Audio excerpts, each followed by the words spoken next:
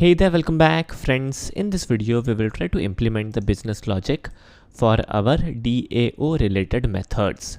These four methods. Now definitely as we are making use of Hibernate, the code, the business logic would be tilted towards Hibernate nature. As a result, we will make use of Hibernate specific code. Now, even though the code, the statements are very simple, easy to understand still, if there is any confusion, if you would like to know more about Hibernate, we again have a course on Hibernate. You can check out our profile and definitely you can check out our course on Hibernate. That will again help. Alright, now moving forward in here, the first method is related to getting the brands. We are planning to fetch the records which are there in the database table, right? Now the first step is creating a session object. So it would be like session equals factory dot get current session. Alright, so this is the first step. Whenever we are dealing with Hibernate, we need to first of all create a session object. Let me also add in the required package, and this particular session object needs to be added from the org.hibernate package. Alright, then we need to begin the transaction. So it would be like session dot begin transaction. So this is the second step. Now we would be creating a list. It would be list of brand entity. The name of the list would be list. And now let us fetch the information from the database. Now in here we will make use of something known as HQL, Hibernate Query Language. Again, if you would like to know more about Hibernate Query Language, definitely you can Google, or you can also check out our course on Hibernate. And it would be like session dot create query. And now in here we will make use of something known as Hibernate Query Language. It would be like from brands, and then we will get the result list. Let me expand this. Alright, so this particular statement will return a list, and definitely we are getting the list inside this list by the name of list, right? So little confusing. This is list of brand entity. Let me copy this particular name and we will finally return list. But if we will try to execute this particular method, there would be a crash. The reason being, this from brands. What is this brands? Let me show you. Brands is name of table. In fact, it is not the name of table. Rather, this brands is nothing but the name of the entity class. This is very important.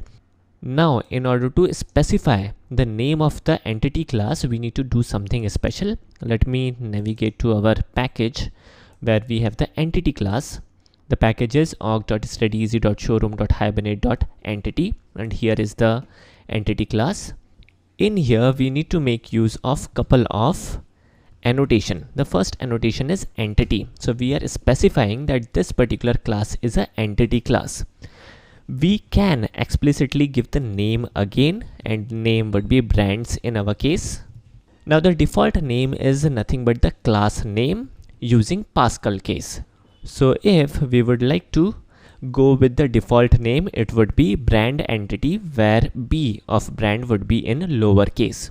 But let us reduce confusion and let us give the name explicitly. Apart from that, let us also provide the name of the table. Again, it is very important to give the name of the table if the name of the class and the name of the table has some mismatch. So in here, definitely there is a mismatch. So explicitly we will define the name of the table, which is brands. And finally, let us also specify the primary key. Brand ID is the primary key. So in here, again, we will make use of an annotation by the name of ID. Alright. Apart from this specifying ID, there is again a yet another annotation which is good to use, which is column. So in here, we can explicitly specify the column name. And it is rather a good idea to specify the column name. It's brand ID and column. Let us specify name. name is brand name. Again, specifying column name is optional. If your variable name and column name in the database table is exactly same, then there won't be any issue. But it is always good to specify these names explicitly. That's better. Alright, so brand name and brand ID are nothing but name of the column. Let me show you. Here we go. And our primary key is brand ID. So everything is good enough. And the business logic of our first method is done. Now moving forward, let us add in the business logic for add brand method. So again, it would be like session equals factory dot get current session dot begin transaction. Now friends, we are saving the information, we are adding the information in the database table, and using Hibernate it is very simple. It would be like session dot save, and we will pass on the object. The object is brand and our work is done, which is very nice, right? And finally we will type in session dot get transaction dot commit. Alright, so whenever we are like adding some information, we are changing the database table, we need to comment, and finally our work is done. In fact, we need not to do anything else. Again, the work inside our add brand method is done. Alright, so now let us finally update the information. Now before updating the information, we need to get the information first of all.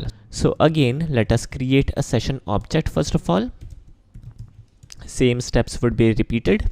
Factory dot get current session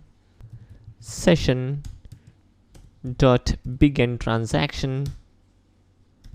Now we need to like create a object of brand entity type. So it would be like brand entity brand equals session dot get.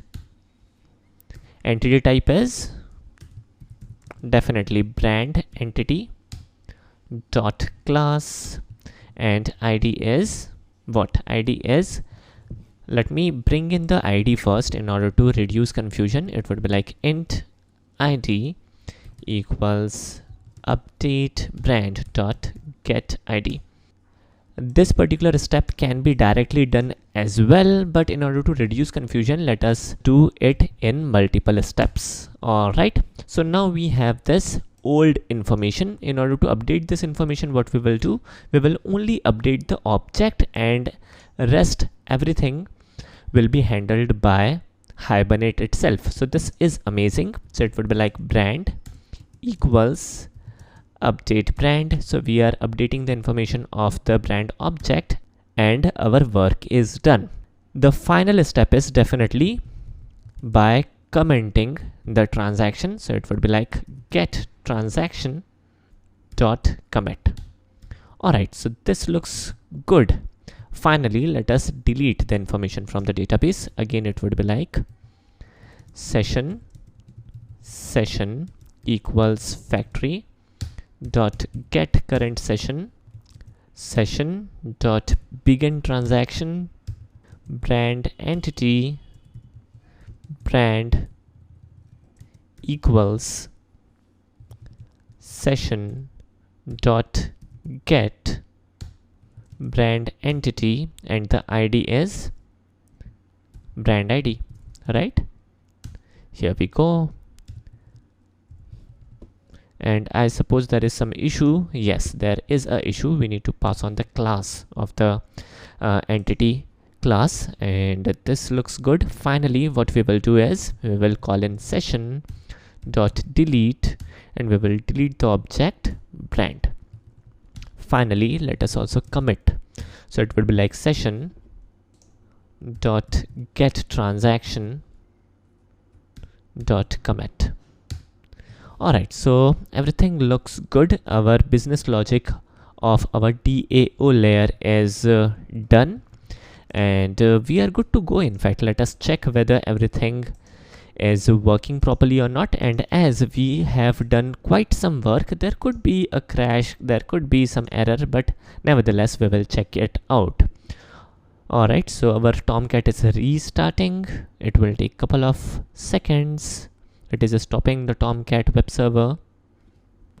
Alright, so our web server has restarted and it is now up and running.